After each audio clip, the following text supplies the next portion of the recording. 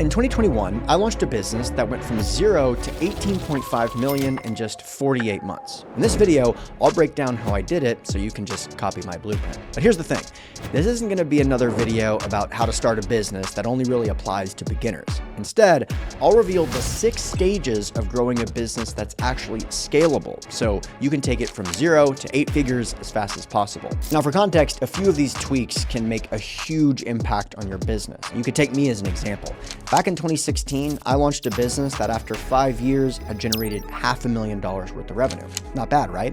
But then I uncovered a few of the tweaks we're going to talk about today, started this new business in 2021 where we hit 8 figures really quickly. So what made the difference? Simply what I'm about to outline. And there's a few extra Easter eggs in here, like a tip for people who want to get started and make money right now, and another tip about the one thing you absolutely have to avoid if you want to make it to 10 million and beyond. So here are the 6 stages. Let's jump right in. Stage number 1, select the right boat. As Warren Buffett says, it doesn't matter how hard you're rowing if you're in the wrong boat. Now, many people have proven it's possible to have a lucrative business in any niche, but there are a few kinds of businesses that just stick out to me as being the best bet for success. And the 3 main businesses I really like the most are media, capital, and software. Media, specifically the selling of information and ideas. By its nature, if you're selling ideas, the profit margins are going to be high. This includes things like newsletters, podcasts, videos, online coaching, things like that. Capital. If your business is the business of money, you're probably going to make a lot of it, right? Real estate, hedge funds, crypto funds, you name it. In these businesses, you're essentially buying money for $1 and selling it for $2. Plus, in the world of finance, the numbers are just bigger generally, and the clients just have more money, so it's easier to sell to them at a higher profit margin. So these kinds of businesses just have a lot going for them. Then we've got software, right? Software is hyper scalable, but there's a massive downside.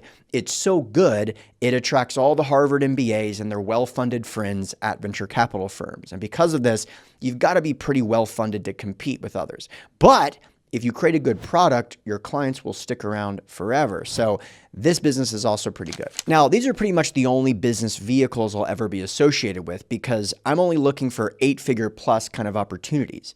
But if you're committed to doing something outside of one of these businesses, no problem. All you have to do is attach one of these businesses to the business that you want to run, and it will probably help you make more money. Let me explain. So I have a 1-year-old son, and when my wife was pregnant, she did something a ton of pregnant moms do. She took an online course, aka media, called Taking Care of Babies. And I know many parents that have done this. And of course, I don't really have access to their numbers, but I'm sure they've done millions of dollars of revenue. So while childcare isn't usually lucrative, when you apply childcare to media, dollar signs happen. So when I decided to launch my coaching business, a good part of why I was excited about the opportunity was because of the media component. I could sell ideas that were essentially free to deliver. But it wasn't just how we delivered the service that enticed me, but also who we were selling to that really gave me confidence that we would have success. Which really brings me to the 2nd stage of scaling an 8-figure business, pick the right who to sell to. Okay, now that we know the top 3 vehicles of business, now it's time to know who you're going to be selling to and whether or not they're going to be good buyers. Now, first of all, it's better to sell to people who have disposable income that can actually invest in premium products. So they have to be financially able to do that. But maybe more importantly than who they are, another 2 questions you might want to think about are how motivated are they to buy? And most people forget this one. How accustomed are they to buying? As an example, I prefer to sell to entrepreneurs because A, if they're business owners, they understand the concept of spending money to make money. And B, they're usually easier to sell to because they're their biggest believers. So I don't have to do 20 hours of mindset coaching to convince them that they can actually do it. Now, on the other side of the spectrum, I have a friend who helps physical therapists who are employees quit their W-2 jobs and become indent PT contractors. Now, my friend has a tried and true method of being able to help these PTs take full control over their schedule and make an extra $30,000 per year more than they were making at their current job. I mean, he has case study after case study of his clients absolutely crushing it, but it's really difficult to sell to his prospects because they're just not used to thinking in terms of spending money to make money. And this is the polar opposite of entrepreneurs who, if they're successful, they're likely extremely accustomed to investing in themselves and then seeing an ROI. So why do I bring this up? Because who you sell to matters. If you build a business that's focused on attorneys, don't be surprised if they bog you down in questions about the legal documents. If you build a business that caters to college students, don't be surprised if they're broke and don't have enough money to invest in your product or service. So who are the best people to sell to? Generally, rich people who make decisions quickly that are already accustomed to buying things very similar to what you offer. But before you just pick who you want to sell to and then start spending a bunch of time and money building this thing, you've got to take this next critical step in number 3, which is the next stage: sell it before you build it. One of the biggest mistakes I made early in my career was thinking that if I came up with a good idea, I should just put in all this work to create it. And because of this, when I launched my first real estate company, it was a total flop. Rather than listen to what the market wanted, I came up with this idea, spent around $10,000 making this beautiful website about investing in homes. I launched it, and guess what? Nobody cared. There's no reason to take on all the risk of actually creating the product or service without selling it first. So once you have a general idea of what you're going to sell and who you're going to sell it to, just create a summary of what you're going to offer and make the offer to several potential clients. Give them a 50% discount if they buy before your release date. Again, this is before you even start working on whatever it is that you want to sell. Now, for context, when we launched Raise Masters, which is the business that went to 18.5 million and is still going, our initial goal was super modest. We had a coaching program that we were going to sell for $20,000 when we launched. We were going to offer a 50% discount for anyone that bought before we formally launched. Essentially, they could pay $10,000 with the discount, and our goal was to have 35 people join in the first 12 months. So when we went to launch this test, we did the first 5 sales calls, and all 5 people bought. So we made $50,000 in a day. And I was like, oh my God, dude, it's working. Then 5 more people bought, then 10 more. And by the time the month had ended, 35 people had bought before we even started working on the product at all. Now, at the time, the only thing we were really selling was an idea of what we thought it could be. But by the end of the month, we hit our goal. I stopped looking for new clients and I went and created the product knowing I had to deliver it by the deadline because I had promised people that I would. Now, by the way, if you're in real estate or private equity or you want to learn how to raise capital, you want to learn how we actually work with clients in this business, just click the link below this video and you can book a call with my team. My point is, always do a pre-sale. If it works, it might actually be worth creating the business. If it doesn't work, it's probably better to pivot to something that the market actually wants. Then, once you prove the market wants it, you can actually build it. But it's going to require some help, which brings me to the next stage, stage 4, hire who you can afford. At this stage, you have a product that you've proven to be viable for the market, and you're going to start to get momentum. And what you'll do is probably fill up your calendar with anything to keep the show going. But when you start hammering like this, you'll end up doing a lot of lower level tasks that you should really be outsourcing.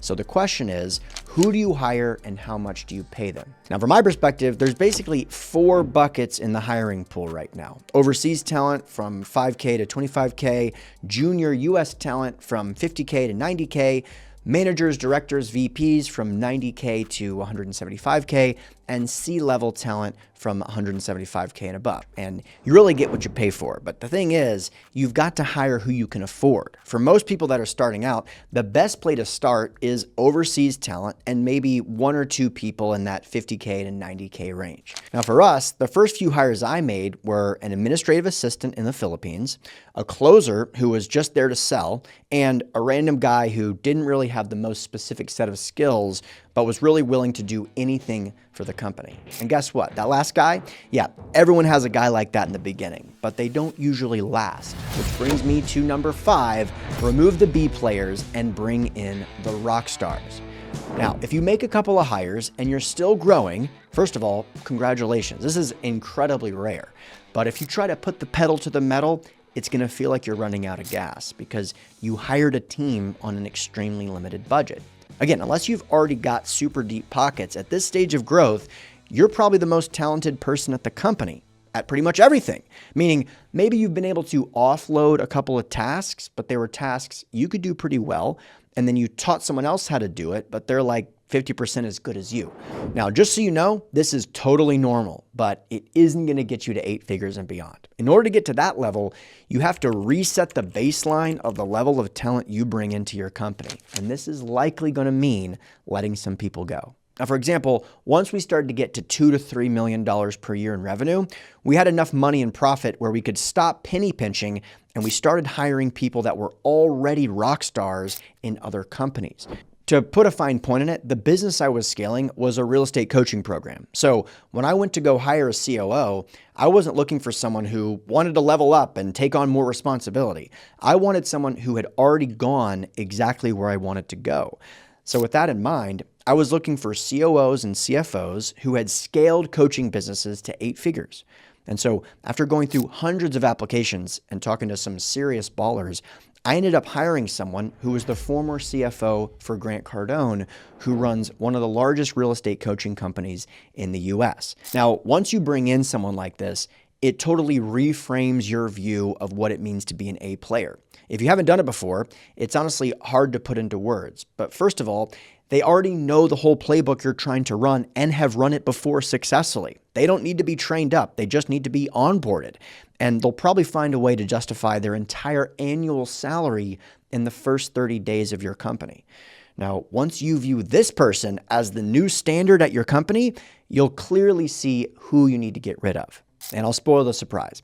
That one guy that's been with you forever, that doesn't really have any skills, but loves the company, unfortunately, he's probably not going to make it through this stage. But once you brought on some A players and remove those who don't really have what it takes, you can actually scale your business. Which brings me to stage 6, scale and avoid the 8-figure killer. Now at this point, you've got the product, you've got the market, you've got clients that love you and the team. Now it's just time to crank it up. But this is where things get a little tricky. If you've made it to stage 6, everyone around you is going to see you crushing it, and you're going to start getting access to insane opportunities everywhere. New products, new partnerships, new opportunities that you couldn't even imagine. They can all be a major distraction. Rather than fall for the shiny object syndrome, all you need to do all day is ask yourself, what's the simplest way to double my business? If you're getting 10 new clients a month, try to figure out the simplest way to get to 20. If you're getting 50 new leads per month, how can you get to 100? If your clients are churning at 2% per month, how can you cut that number in half to 1%? Just keep your freaking head down and try to keep it simple. And the reason I'm so adamant about this is that scaling itself makes things complicated. And if you start adding in even more complexity unnecessarily, it will kill your momentum. As an entrepreneur, you're accustomed to always looking for new opportunities and trying to find them. By the way, that's probably how you got to $1 million of revenue. But what got you to 1 million doesn't get you to 10 million. The biggest trap you can fall into at stage 6 is freaking distractions. And I know this from personal experience. So at this point, just look for the easiest and simplest ways to double your business and keep problem solving. Don't start creating new products and services and adding in extra complications. Just turn things up, fix what breaks, turn things up, fix what breaks. This is the way, my friends. Now, these are the 6 stages that took me from 0 to 18.5 million in just 48 months. So if you're interested in learning how to grow your business, you're probably also interested in being financially free. This sounds right? Just click the video on your screen right now.